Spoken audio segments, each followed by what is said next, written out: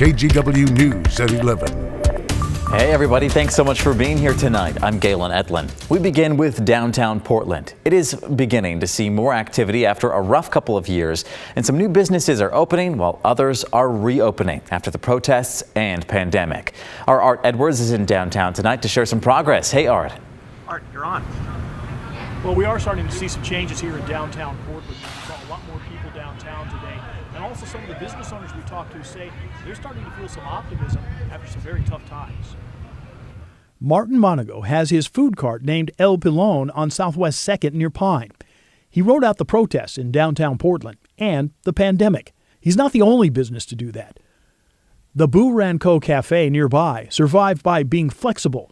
The owners say things are changing. We've definitely seen way more foot traffic, especially after the mandate lifted. We see way more people walking by since the weather's gotten pretty good.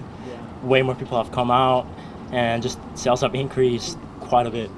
Monago is not new to the area. A few blocks away at the Cabin Cafe, Annabelle Gutierrez is just starting out.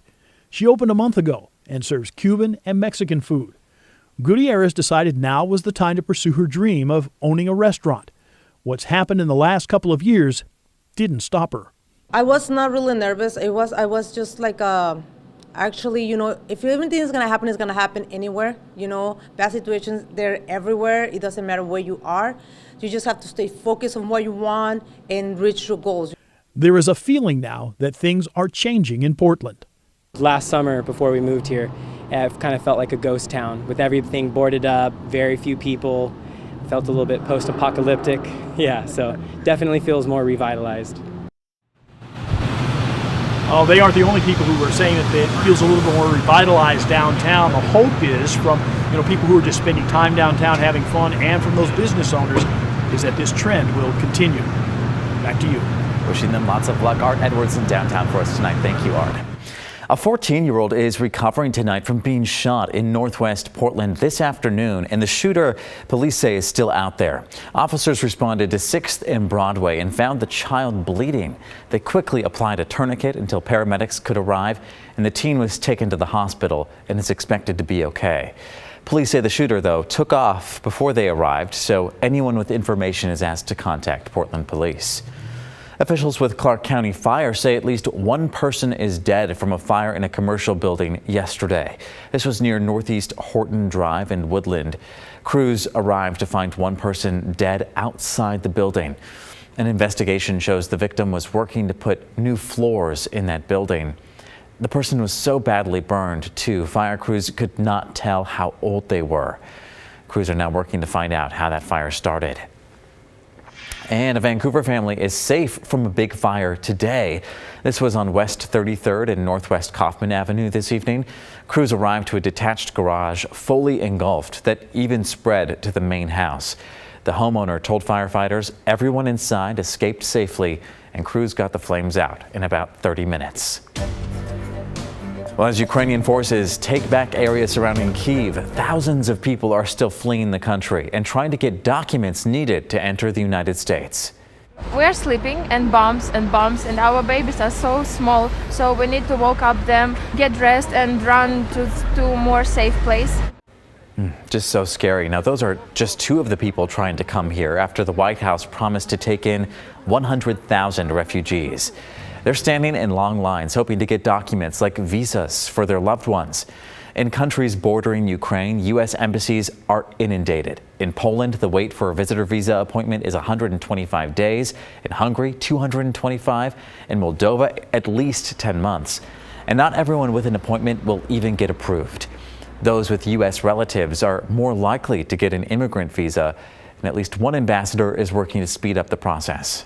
Right now, a big effort is being made to see which program is applicable and appropriate for which particular refugee and which particular family.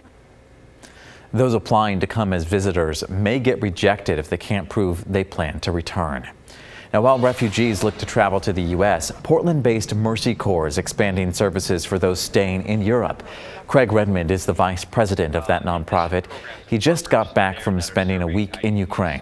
He traveled to several cities in the western part of the country.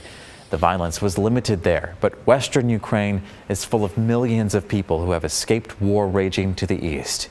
I saw the clear signs of that when I was there, because when you're in these Western cities, they just feel packed.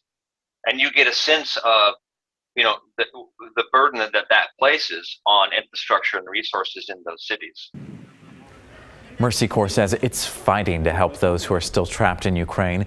It's delivering food, medical supplies, and cash to help people survive their journeys out of the war zones. Redmond says working with locals is really key to Mercy Corps' success, both right now and when rebuilding can begin.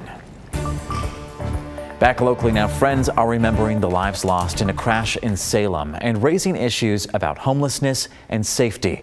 Today, a small group of people went back to the campsite where homeless people died for a memorial. And our Christelle Kumwe shares those moments. Flowers sit at this site of so much pain and sadness. I don't have all the words for it. Okay? I mean, you're here one day and gone the next, And it's really heartbreaking. A small group gathered here near Front Street and Division in Salem to remember their friends. And this right here is a tragedy. 4 crosses show the names of each victim: Joanne Beck, Luke KG, Rochelle Zamacona, and Joe Posada III. Joe. I need Joe. It's still hard for Darcy to think about him gone. He just smiled and he laughed. He was 4 people were killed and 2 others hurt in the crash at the end of March. Police say a drunk driver careened into the camp around 2 a.m. Yeah, people drinking and driving. That is wrong. The accused driver, Enrique Rodriguez, appeared in court Monday. Prosecutors say his blood alcohol level was more than 3 times the legal limit. His charges include 4 counts of manslaughter in the first degree. Terrible. It's not fair. They just need to get more housing. If we had a safer place to go, then this wouldn't have happened. ODOT cleared the camp soon after the crash. Many here forced to pack up. I relocated to a different area, and I'm not saying. Homeless advocates say more than 1,000 people sleep outside in the Salem area, but the city is short about 500 shelter beds. I'm on a list. They said it could be over a year before I can get a place. Until then, Darcy plans to move from place to place seeking safety. I try really hard. I do little, I'll clean somebody's house or something. I do that.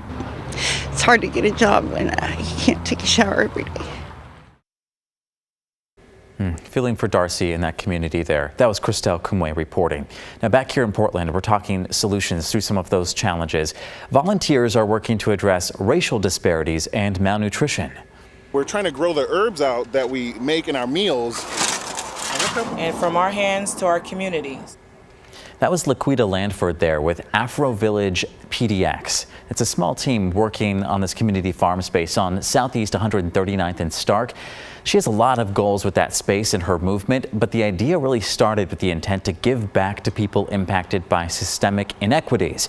The team is growing healthy foods she hopes can help marginalized communities and people of color become more healthy as well. She hopes to eventually have a food pantry at that site. Little community grocery store. Again, this is all about a cooperative model, a cooperative sharing of space and community. The need as I see it is urgent.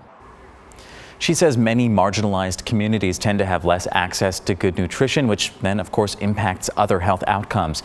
So this community farm helps bridge that gap. In the future, she also wants to address ongoing issues of homelessness and be able to provide shelter pods to get people on their feet. You can find out much more about Afro Village PDX online.